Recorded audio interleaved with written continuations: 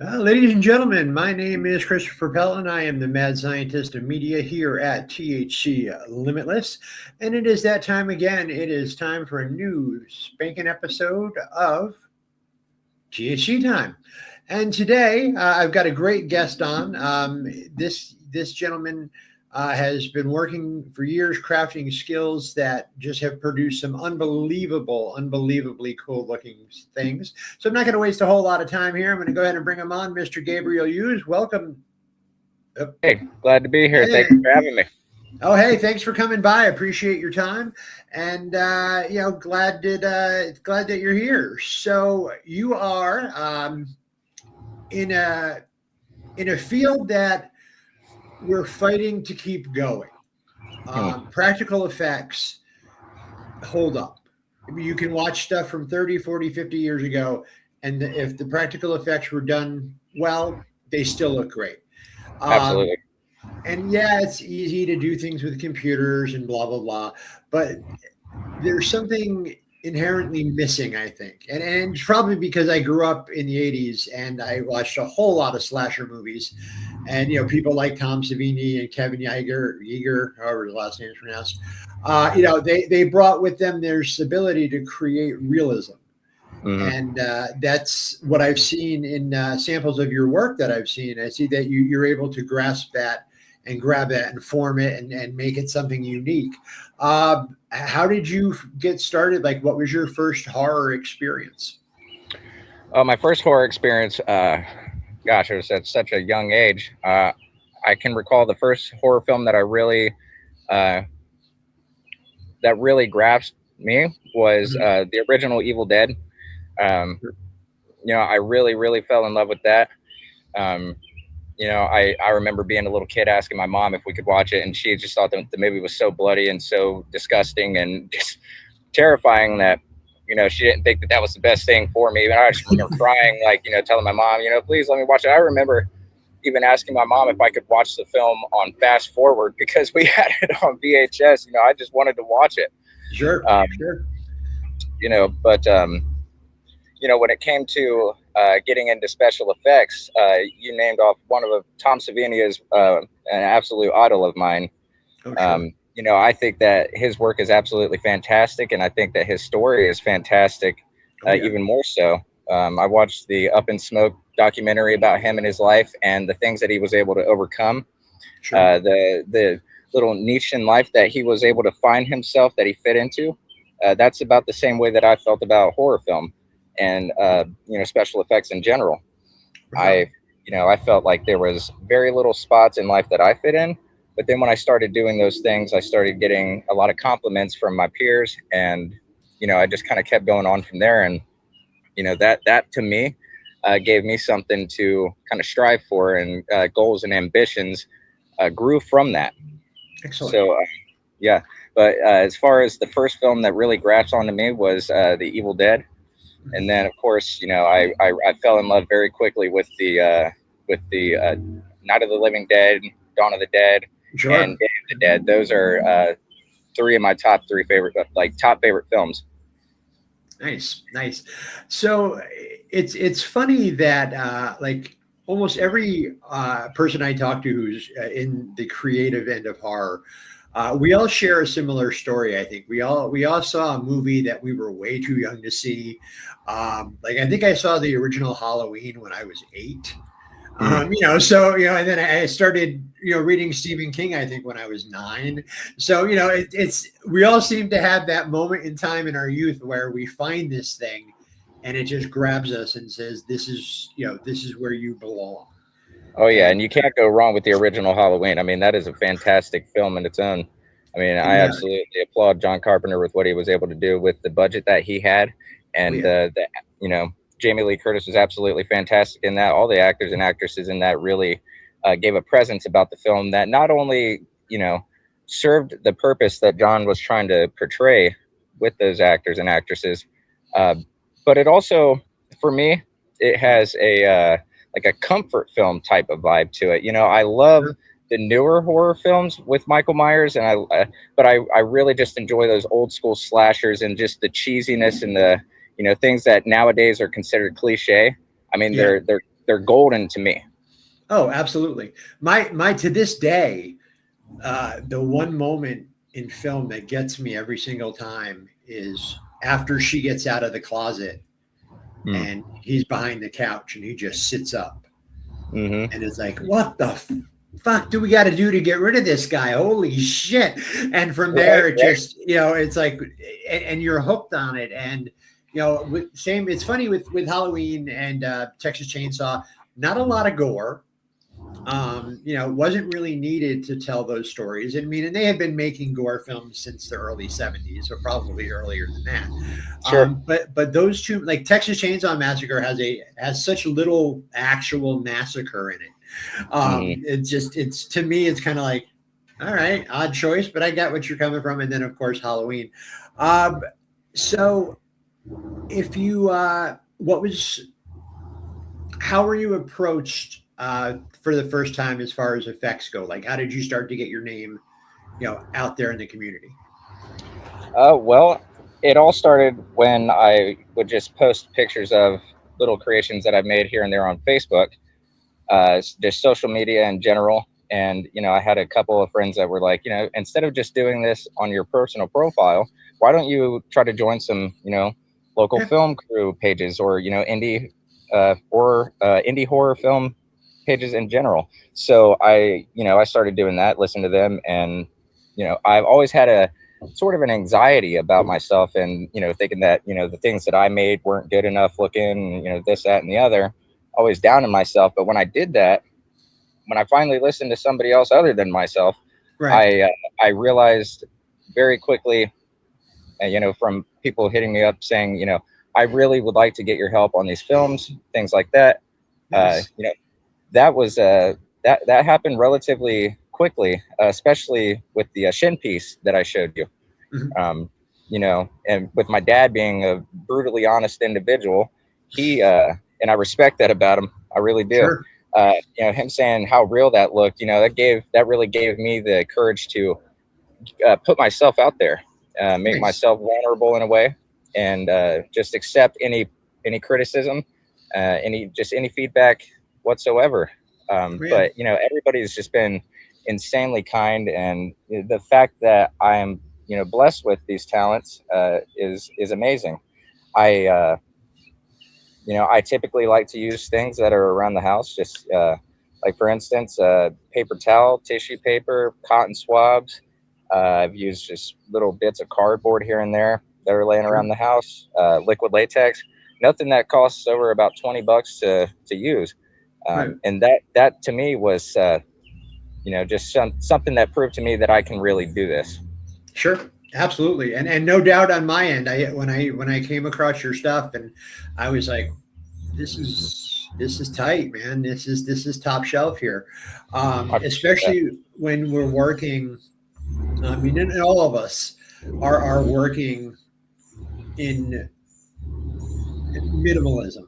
I think. Hmm. I mean, I'm a writer. I'm a publisher. I do all kinds of stuff, but the people that I work with is like, okay, like I've read some great books in the last couple of years, indie books that would have never been published if a light hadn't been shined by somebody, me or anybody else. Because one of the things that I hear a lot is, oh, there's no new horror. There's nothing new in horror. And it's like, no, there is. There's a lot new. You just have to know where to look for it. And you need to be willing to accept that the people who made that movie didn't have $1 million. Yeah. They had $10,000, you know, and that's the thing that cracks me up. They talk about low budget and as it being involved in indie film, you know, in Hollywood, it's like, oh, it's a low budget movie. They only spent $8 million. Give me $8 million. I will make you an amazing movie. No kidding. No kidding. You know, so that's the thing that cracks me up is like there's micro budget according to us, and it's way different than micro budget according to, you know, Hollywood. So absolutely. Yeah, you know, and we the thing is the thing I love about you guys, the filmmaking, the indie filmmaking community, is like you said, it's stuff lying around the house. You know, it's like, okay, I don't have, you know, $150 to go out and buy this thing, but with a little ingenuity, a little MacGyvering, there you go. So that's what I like about it. It's the desire to see it done by any means necessary. And, and that's what I really, I mean, because people are like, oh, it looks bad, but your visuals for me as a storyteller, visuals for me are second. You know, your story's got to be top to be able to get through the visuals.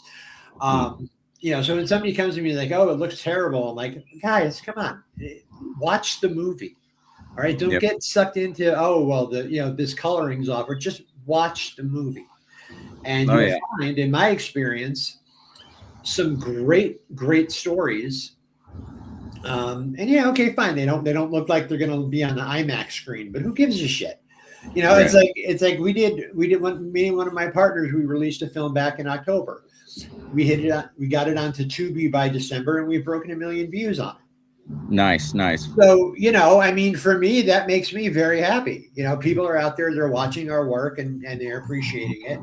And with all of the different stuff that we've got coming up here, it's time. You know, the revolution will not be televised. Well, our revolution will be televised because, damn it, I'm going to be running a channel to make sure that happens.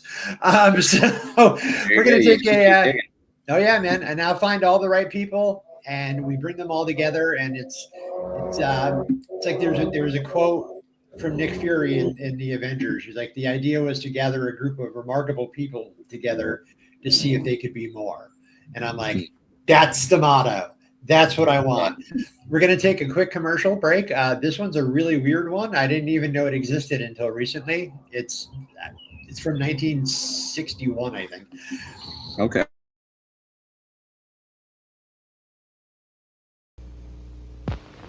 This is the Morgan family coming home from the lake. Ed and Marilyn have been married 12 years. That's Kelly Sue and Casey in the back seat. They've driven this road a dozen times before, and nothing ever happened. But today is different. Today, Ed will become a killer. And here's his weapon.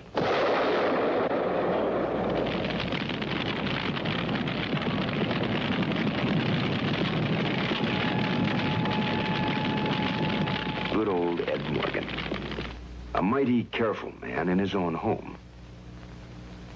He can't imagine how anyone could have been so careless. Ed Morgan, everyman. Anyone who handles fire in any form is a potential killer. Anyone can start a fire and never even know it. Please be very careful with fire. Please. Only you can prevent forest fires.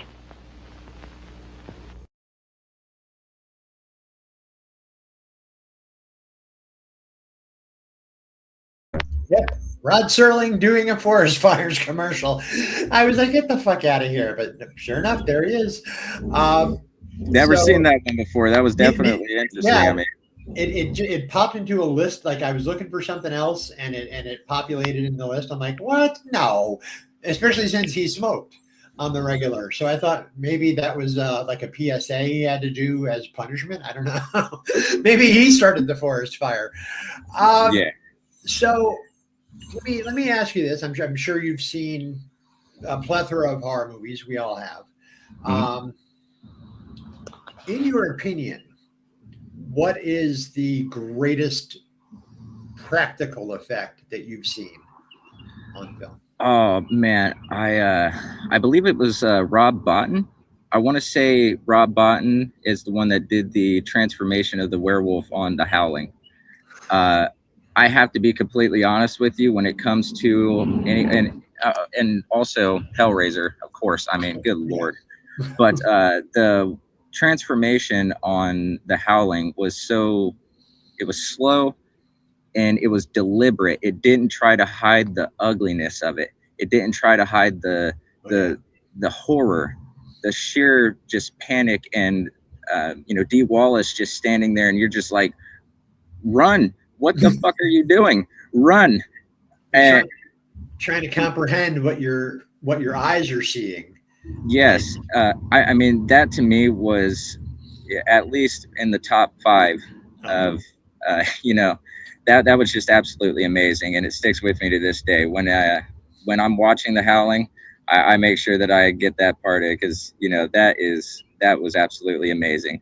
And when in Hellraiser, as I brought that up, when he starts absorbing the blood and you start to see his self reform, and the way that they went about that, I mean, just absolutely incredible. It's incredible what people are able to do when they really put their minds to work with these things. Oh yeah. And you know like for me, I wouldn't be able to do what I do without those kinds of examples. Right. Right. And that's everything that is like, as a creative person. Um, I know a lot of folks. I talk to a lot of folks, and they say that what triggers that spark sometimes is just something so innocuous. Like they'll Mm, see an item and they'll look at it, and then their brain will just go, well, hey, what if that item, whatever, and then move on from there. mm, uh, i like I like that fact, because I like the fact that there's a story behind, like the spheres from Phantasm. mhm. That movie would not be the same without the sphere. Like they could have done the tall man, they could have done all the rest of it, but it wouldn't have worked without those spheres. So something like that, like an object like that. Um, have you done anything in any film where it's kind of that, like this is the trigger, you know, uh, apparatus, so to speak?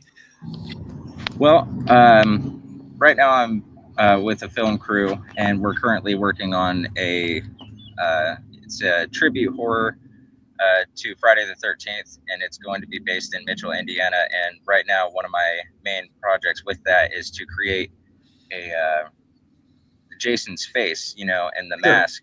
And I feel like a lot of times when you remove the mask and there's still something, deeply disturbing underneath what's already deeply disturbing, that really will resonate with the audience as well. Um, which, by the way, is with Schmucker Productions, which is based out in Indiana. Right on. Sam's got a very creative mind, and he's got multiple scripts that we're going to be working on. But yeah, I think that at least for that specific project that we're going to be working on, uh, Nice. Jason's actual face is something that I'm going to, make sure that I do justice.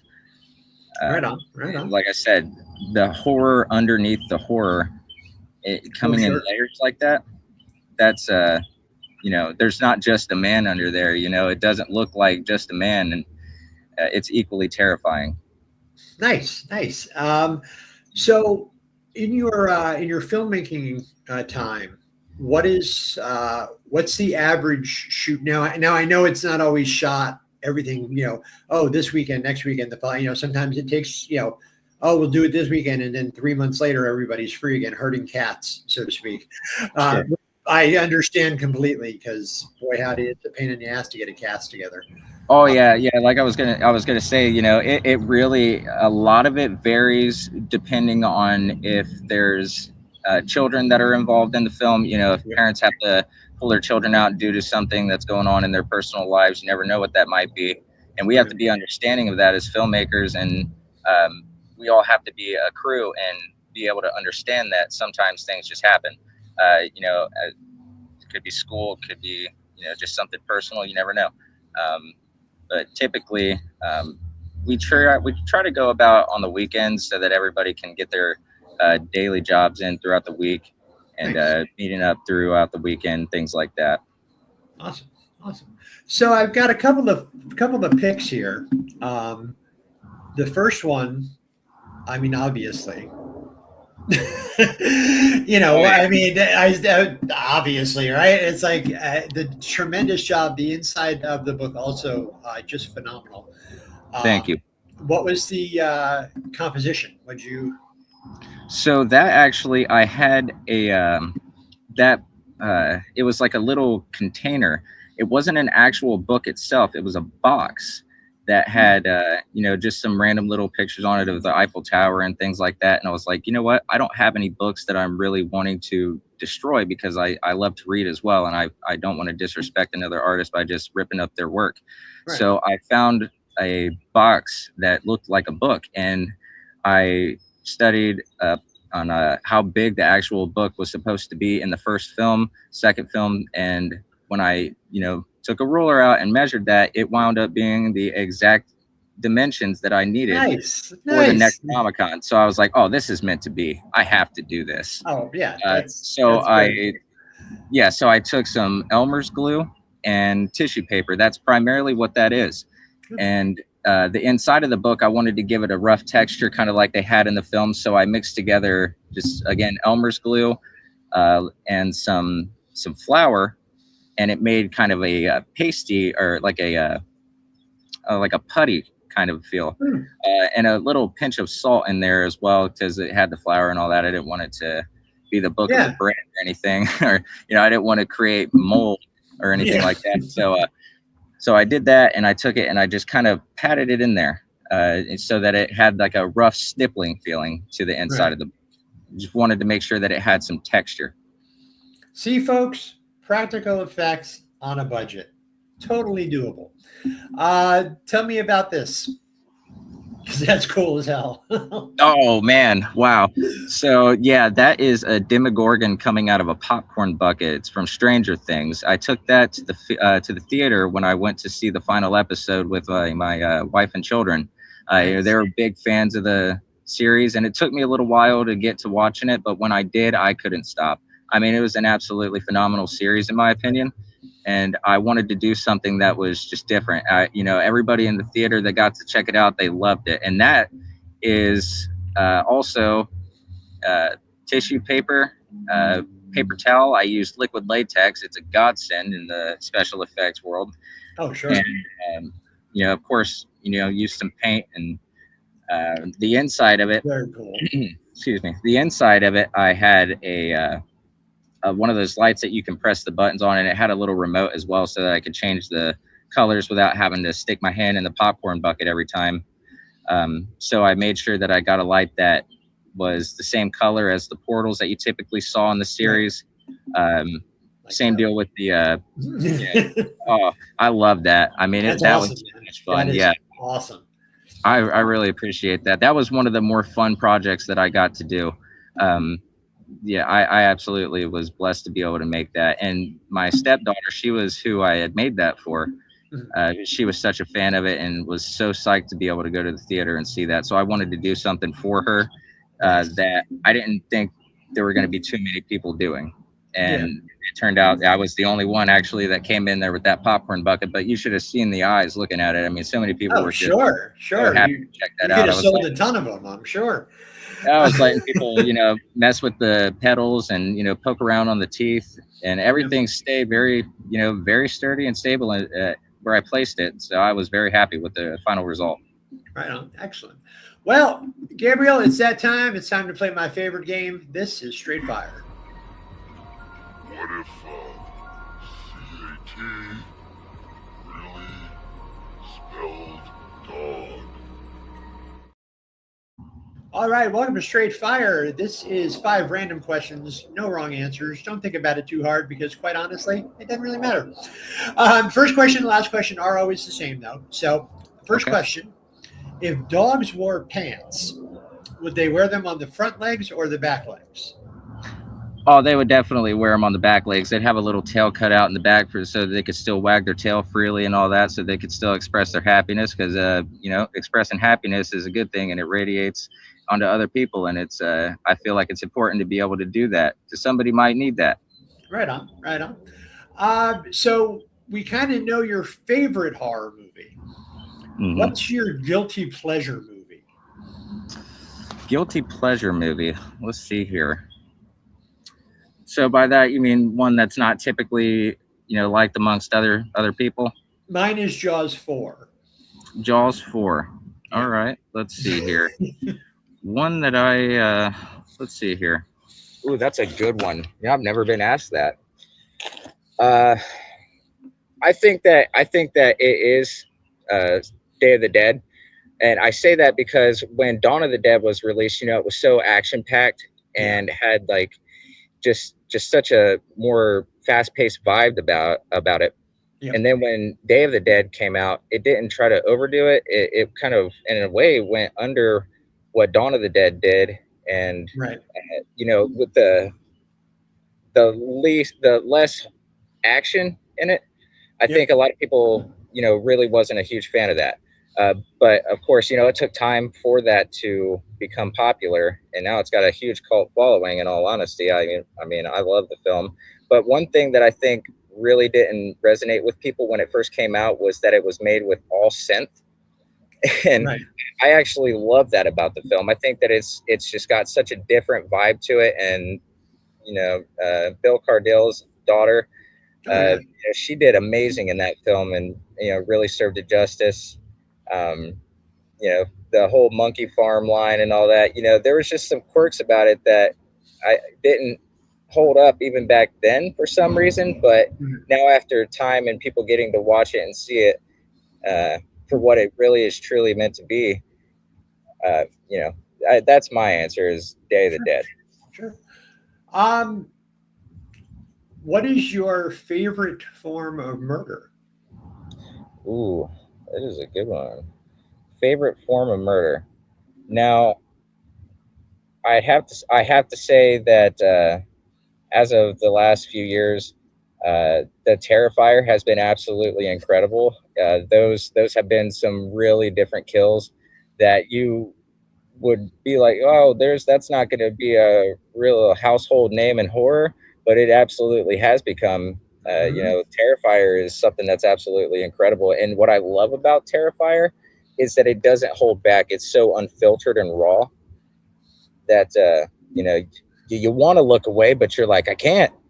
Like, holy shit! Look what is that? And he's lufting people in twain, as they say. Yeah. I mean, there's just so many different ones, and I thought, what was it? The Bye Bye Man. I thought that was a pretty good one too. I'm a huge fan of supernatural ghost film as well. Right on. But I think ultimately, when it comes down to it, I have my heart set on the undead. I know there's a lot of folks that are probably tired of seeing zombies and all that stuff, but I just absolutely love, like, when Captain Rhodes is being ripped open and he's yelling choke on him, and the fact that they used real intestines for that was absolutely disgusting. Sure. I think that that's probably what resonates most with me is zombies, and the fact that they are so animalistic, so primal, and just rip into it. Sure. Well, here's your fourth question then. Zombies, fast or slow? Okay. Good question. I think fast zombies personally are more terrifying. Now, don't get me wrong. I absolutely love the original Dawn of the Dead. I love everything about it. The music, the atmosphere, the actors and actresses, the settings, the zombies themselves, even though Savini was a little disappointed how they looked on film, because Night of the Living Dead being black and white, he tried to paint them up gray, but they wound up looking a bluish, greenish color. Mm-hmm. But then when I compare that to the Dawn of the Dead remake in 2004, that's just terrifying. I mean, if we had a guy running at me like that and there was nothing that could stop him but a shot to the head, I mean, with the adrenaline going and that would be pumping through my body, I don't think I'm hitting that thing in the head. He's gonna Right. he's gonna get me. So that's absolutely terrifying. So I have to give the win for that to the fast zombies. Although that's nothing against the shamblers. I Sure. absolutely love them, and they're what got it. They're what got me going, really. Well, I've heard that, and for a long time I was like, "Fuck fast zombies," because I grew up on Night of the Living Dead. I grew up on on those zombies. But then somebody explained it to me in a way that actually made perfect sense. The Shamblers are the risen dead of 10 years ago, let's say. Whereas if you get bitten by a zombie when you're still alive and you rejuvenate right there, you still have all your muscle mass. You have all your tissue. You still have the ability to move at an accelerated rate. Maybe not that fast, but still faster, much faster than the old school. So I was like, you know what? I mean, the rigor mortis and all the the sickness hasn't had time to set in and all that stuff. So yeah, you're absolutely right, and that makes perfect sense. If I got bitten right now by a shambler, I mean, there's no reason why I would immediately. And nobody ever once said like, you're up and you're already full of rigor mortis. Nobody ever said that. So yeah, Exactly. that absolutely makes sense. Because they mentioned it in the book World War Z. How they were Fantastic film, having in my opinion. how they were having an easier time in the winter time, like in Canada, getting rid of the zombies because the cold was slowing them down. Yeah. And I was like, oh, okay, yeah, again, makes sense. And the last question, and after you answer, I'll tell you why I ask. When you're at the grocery store, Gabriel, can you reach the items on the top shelf? Yes. Okay. Yes, I can. The reason I ask is because it was one of the very first questions anybody ever asked me when I started doing interviews, and I'm 6'4", so top shelf's not a problem. I help old ladies out all the time, and so that's why I asked that question. I'm always curious. So what is in the future for you, my friend? The one thing that you and I need to talk about, but yeah, sure. I mean, for my future, I really feel like because I've been in direct contact with a woman at the Douglas Education Center, and she works hand in hand with Savini himself at times, and she is a representative of the Tom Savini Special Effects and Makeup Program in Pennsylvania. I really hope to be able to attend that and expand my knowledge and all of the things that have to do with film, not just special effects, but I think that CGI and green screen effects, when they're done correctly and not overly relied on, mix beautifully with special effects and practical effects. It just mixes beautifully. But also that being able to get more in-depth knowledge on film sets and higher budgeted film sets, that's something that I would love to do. And once I build and establish a portfolio that's notable, I'd love to make an academy called L&L Arts, which would be Lily and London Arts. I would name them after my daughter, both my daughters, and it would be a school similar to the special effects and makeup program that is Savini's. But it would be a program where anybody that does dance or cinematography, photography, sculpting, special effects, they'd be able to go to that school and express themselves through their arts, because I feel like that is something that a lot of people need to be able to do. And sometimes we need to just be able to let it all go, and sometimes letting it go is like me making a Necronomicon, me making a Demogorgon or any of the other pieces. I dig it, man. I like what you're putting down there, and I think there's a bright future.